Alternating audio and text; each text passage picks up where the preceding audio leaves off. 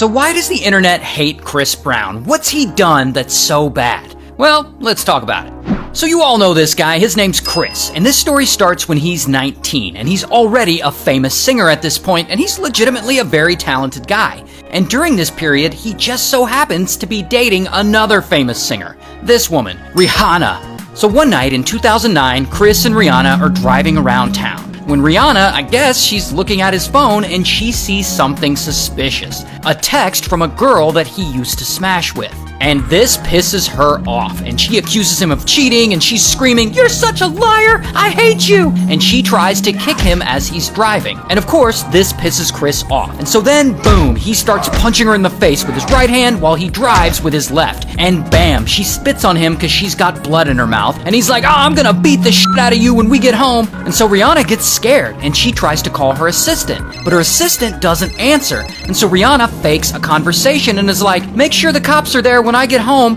I guess she's trying to scare Chris. But Chris doesn't get scared. In fact, he threatens to unalive her. And so he pulls the car over and he starts choking her, and she immediately screams out the window, "Help! He's trying to unalive me!" And the neighbors hear and they call police. A few hours later, bam, Chris is arrested. Brown was arrested February 8th, just hours after he was accused of beating Rihanna. Now, of course, this news blows up because they're both so famous. In fact, it's one of the biggest news stories of that year. And photos of her face all beat up, they leak, and they're brutal. And the platforms, they don't allow me to show pictures of domestic abuse, but I mean, you can Google it, it's really bad.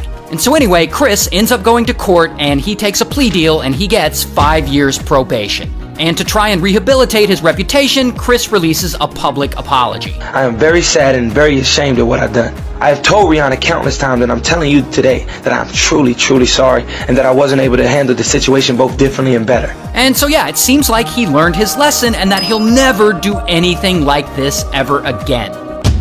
Until... oh no, it turns out old Chris has quite the anger problem. Because 4 years later, it's 2013. He's now around 24 years old, and he's still on probation for beating up Rihanna. And one night, he's in a parking lot, and I guess singer Frank Ocean is there? And Frank and Chris, they get into some kind of argument over a parking space. And this argument gets heated. And it gets so heated that, pow, Chris allegedly punches Frank in the face. And then it kind of turns into a big group brawl. And apparently Sean Kingston is there watching it all. So, you know, shout out to Sean Kingston. Beautiful girls. Now, lucky for Chris, Frank Ocean decides not to press charges. But then one night it happens again. Chris is in Washington, D.C., leaving a hotel when two girls see him and they ask him for a picture.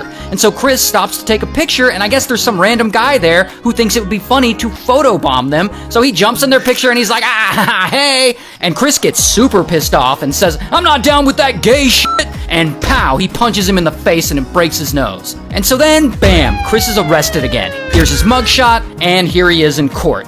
Then, while he's waiting to be officially sentenced, he's out on bail, and he goes to an anger management rehab facility to work on some of his issues. And one day, he's there in a family session with his mom. And Chris, you know, he just doesn't want to be there. He wants to leave. But his mom tells him that she wants him to stay, that it'll be good for him. And for whatever reason, this pisses Chris off. And he apparently flips out and he leaves the facility and he walks outside, picks up a huge rock, and kaboom, he smashes it through her car window. He did that to his own mom. And of course, he gets kicked out of rehab because, you know, you can't be violent in rehab. And so he goes back before the judge, and the judge orders him to attend another rehab facility, making it clear if you leave this rehab facility, you're definitely going to jail.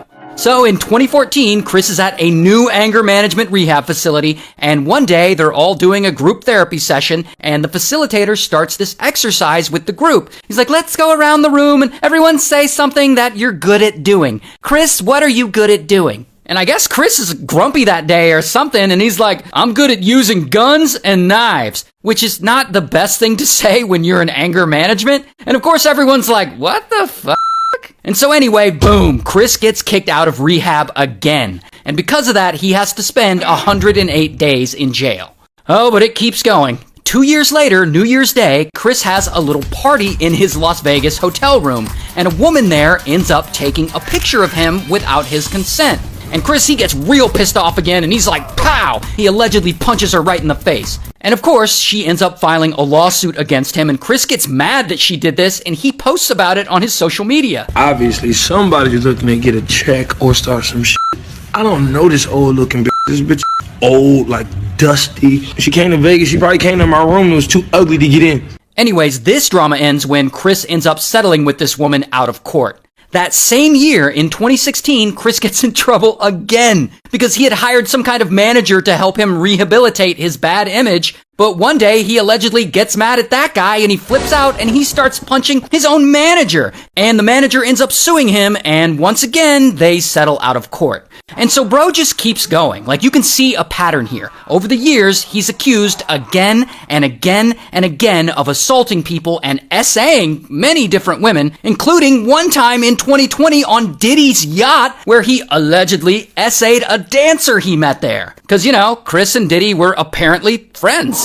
In fact, since that first incident with Rihanna back in 2009, there has never been a time period where he wasn't dealing with some sort of serious accusation or assault charge. But then we get to what's going on with him recently. So it's 2023, and Chris is around 34 years old now, and he's on tour in the UK, when one night he goes out to a nightclub in London. And there, Chris gets pissed off for some reason, probably over some dumb shit, and he allegedly picks up a bottle of tequila, and boom, he smashes it over this music producer's head. And the music producer falls to the ground, laying there unconscious as Chris punches and kicks him. Allegedly. And so, of course, local police put out a warrant for Chris's arrest, but by this time, he's already left the country.